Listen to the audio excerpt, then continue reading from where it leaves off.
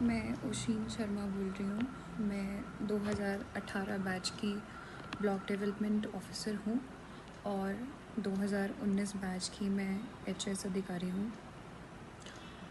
और मेरी शादी विशाल नेहरिया जो कि एमएलए धर्मशाला हैं प्रेजेंटली, उनसे 26 अप्रैल को हुई थी।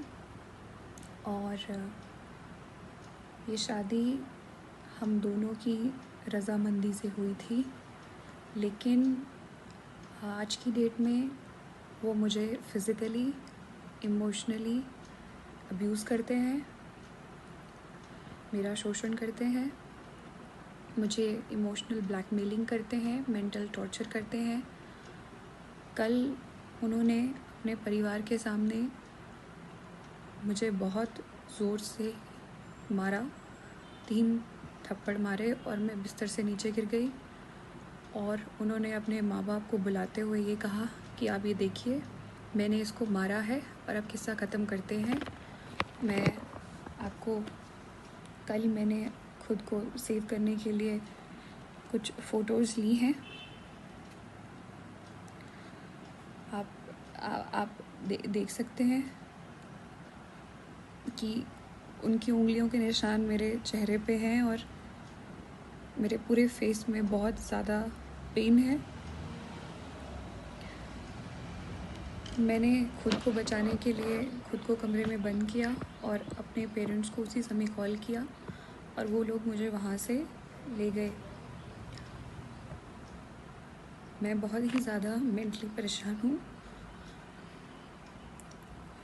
क्योंकि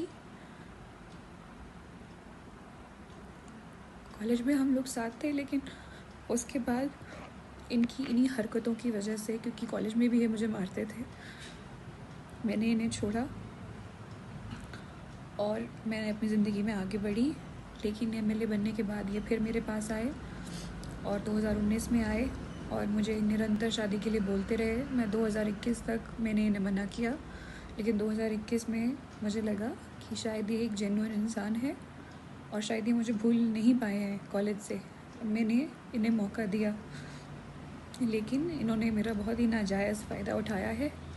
शादी के चौथे दिन ही इन्होंने मुझे घर से बाहर निकाल दिया।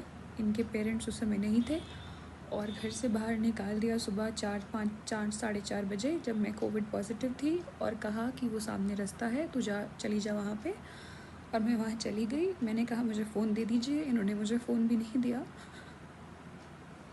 मैं सड़क पर बैठ गई। आई वॉज़ वेटिंग कि कोई आएगा तो मैं फ़ोन लूँगी, अपने पेरेंट्स को कॉल करूँगी। ये वहाँ आ गए, इन्होंने ग्लास की बॉटल उठाई और थ्रेट किया कि मैं इसको अपने सर पे मार दूँगा अगर तो मेरे साथ वापस नहीं चली। उस ब्लैकमेलिंग के बाद मैं घर चली गई इनके साथ वापस। मैंने कहा आपकी मम्मी को पता होना ज़रूरी है।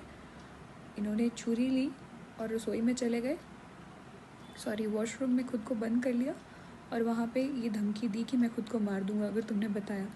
तो मैंने इनके माँ बाप को नहीं बताया। इनके माँ बाप, स्पेशली इनकी माँ, पिता इनके बीमार थे, तो मेरी उनसे कोई शिकायत नहीं है। इनकी माँ ने मेरी फैमिली को इतनी बार बुला के ज़लील किया है और ये झूठे एलिगेशंस लगाए हैं कि मैं इनके लड़के को मारती हूँ। इनके लड़के ने भी मेरे पे फॉल्स एलिगेशन लगाए हैं कि मैं इन्हें अब्यूज़ करती हूँ, मैं इन्हें मारती हूँ। मैं अगर इन्हें मारती हूँ तो आप ये मुझे बताएं, क्या ये इस प्रकार के आदमी हैं कि एक मार खाएंगे? इन्होंने मेरे सामने इन्होंने खुद को सर पे स्टील की बॉटल भी मारी। जिस रात मैंने इनसे ये पूछा, जब इन्होंने मुझे बताया कि सुबह इन्होंने और इनकी मम्मी ने कहीं निकलना है, तो एज ए वाइफ मैंने सिर्फ इतना पूछा कि आप कहाँ जा रहे हैं। इनका कहना था कि माँ ने मना किया है बताने से। मुझे गुस्सा आया, मैंने इन्हें झिंझोड़ा कि कम ऑन, आपको मुझे बताना चाहिए, I am your wife, I am your partner, I must know. ये उठे और इन्होंने स्टील की बॉटल अपने सर पे मार ली। उस स्टील की बॉटल में आज भी डेंट है। बाद में ये मुझ में एलिगेशन लगाए है कि मैं इन्हें अब्यूज़ करती हूँ और मैं इन्हें मारती हूँ। इनकी माँ ने ये तक मेरी माँ को फ़ोन करके बोला है कि आपकी लड़की हमारे लड़के को मरने पे मजबूर कर देगी। मेरा ये वीडियो बनाने का एकमात्र ये मकसद है कि मैं सबसे, पुलिस से और सभी से सिर्फ अपने परिवार की सेफ्टी चाहती हूँ और अगर इन्हें कुछ भी होता है तो I am not held responsible for that, I should not be held responsible for it.